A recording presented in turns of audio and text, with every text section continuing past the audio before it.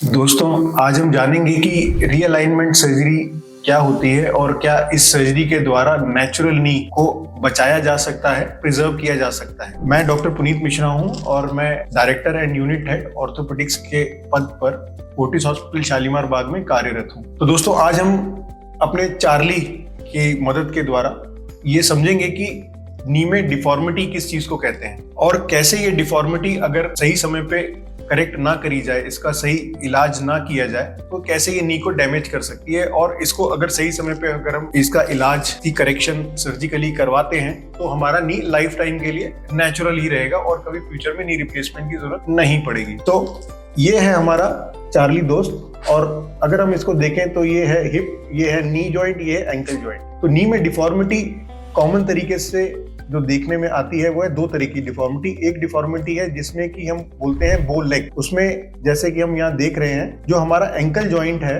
वो बॉडी के mid line की तरफ शिफ्ट हो गया और जो घुटना है वो मिड लाइन से बाहर की तरफ आ गया और हमारे दोनों एंकल्स के बीच में जो डिस्टेंस है वो कम हो गया और दोनों नीज के बीच में जो डिस्टेंस है वो बढ़ गया। यह है बो लेग डिफॉर्मिटी। दूसरी डिफॉर्मिटी जो कॉमनली देखने में आती है वो है नॉक नी डिफॉर्मिटी। जैसे कि ये अब आपका एंकल मिड लाइन से बाहर की तरफ चला गया और घुटना मिड लाइन की तरफ शिफ्ट हो गया। और कॉमनली ये डिफॉर्मिटी भी जनरली दोनों तरीके से दोनों लोअर लिम्स को अफेक्ट करती है। तो कॉमनली ये डिफॉर्मिटी होती क्यों है? तो ये कॉमन डिफॉर्मिटी इसका ओरिजिन जनरली एडोलेसेंट एज में होता है और इसका मोस्ट कॉमन कारण है विटामिन डी की डेफिशिएंसी होना। जैसा कि अभी कोविड में आपने देखा कि बच्चे बाहर निकले नहीं, धूप में खेले नहीं, जो सनलाइट नेचुरल सोर्स है विटामिन डी का वो बच्चों को मिला नहीं। उसके कारण ग्रोइंग एज में जब बच्चों की बोन्स ग्रो कर रही हैं before 14 to 15 years of age and after and any time after growth, बच्चों में इनमें से कोई भी एक डिफॉर्मिटी डेवलप हो सकती है जो कि समय के साथ फिर प्रोग्रेस करती चली जाती है अगर उसका समय पे विटामिन डी से सप्लीमेंट ना किया जाए और एक लेवल के बाद, एक सिवियरिटी के बाद अगर उसमें टाइमली करेक्शन ना करी जाए। तो बो लेग करेक्शन और नॉक नी करेक्शन ये दो तरीके से संभव होती है। अगर बच्चा ग्रोइंग एज में है और खासकर 9 से 12 साल की उम्र में है तो बिना बोन को फ्रैक्चर करे, जिसको हम बोलते हैं ऑस्टियोटमी प्रोसीजर, नेचुरल बोन की प्रोसेस को ही इस्तेमाल में लेते हुए हम ग्रोथ प्लेट को एक तरफ से टेम्परेली रोक देते हैं ग्रोथ करने से और ऑपोजिट तरफ की जो ग्रोथ प्लेट है उसको अलाउ करते हैं ग्रो करने के लिए for a period of 1.5 to 2 years। जब ये दोनों डिफॉर्मिटीज नेचुरल ग्रोथ के द्वारा स्पॉन्टेनियसली करेक्ट हो जाती हैं तो हम उस टेम्पररी फिक्सेशन को, जो कि स्क्रू और प्लेट की तरह होती है, उसको हम बच्चे में से निकाल देते हैं और पेशेंट नॉर्मल हो जाता है। लेकिन यदि हमारा बच्चा स्केलेटल ग्रोथ को कंप्लीट कर चुका है और वो 14-15 साल से ज्यादा बड़ा हो चुका है और ये डिफॉर्मिटी उसको आ चुकी है तो 14-15 साल के बच्चे में अप टू 40 साल के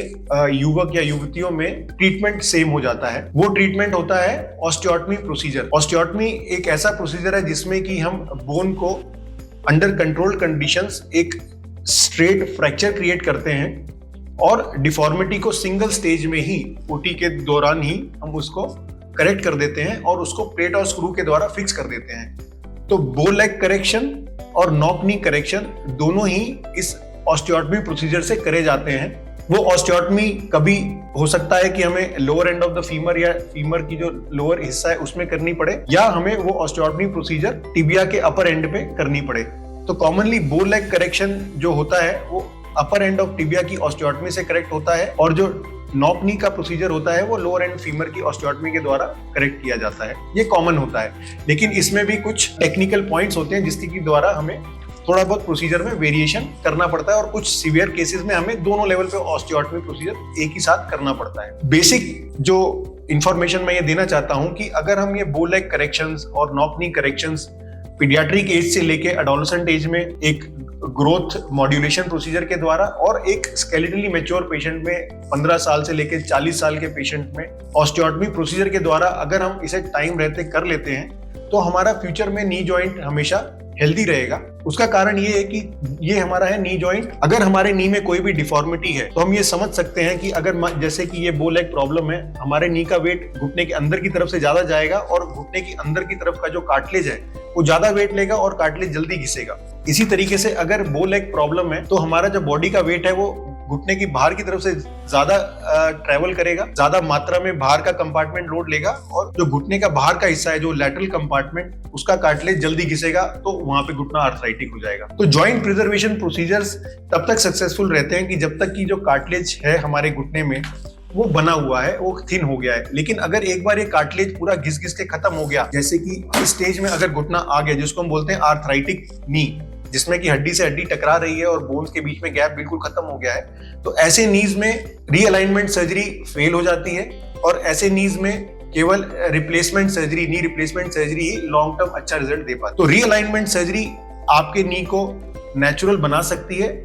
उसके लिए सबसे इंपॉर्टेंट क्राइटेरिया ये है कि हमें उसे टाइम रहते हुए डॉक्टर की सलाह के साथ करवा लेना चाहिए, और आपके नी में एडवांस आर्थराइटिस नहीं होना चाहिए। धन्यवाद।